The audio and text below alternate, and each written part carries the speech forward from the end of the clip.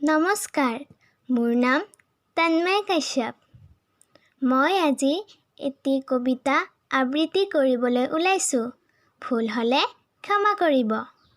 কবিতাৰ শিৰোনামা গৰখীয়া। কবি ৰিকুৰাজ।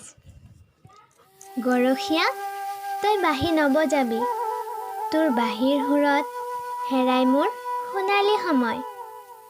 তই বাঁহী নবজালেও দিন গুচি ৰাতি হ'ব, ৰাতি গুচি দিন। ভূপালী সন্ধিয়া ভাতিমুখী নাবিকে গাব। লুইতৰে পানী যাবি অবৈ, লুইতৰে পানী যাবি অবৈ, সন্ধিয়া লুইতৰ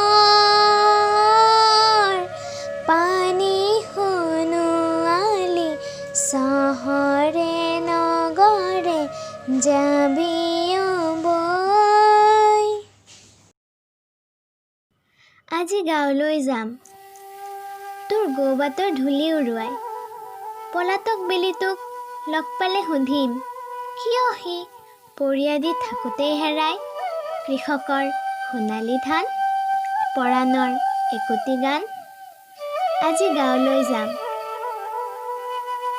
চহৰীয়া জীৱনৰ হেজাৰটা বৈভৱৰ বিৰুদ্ধে যুদ্ধ ঘোষণা কৰি।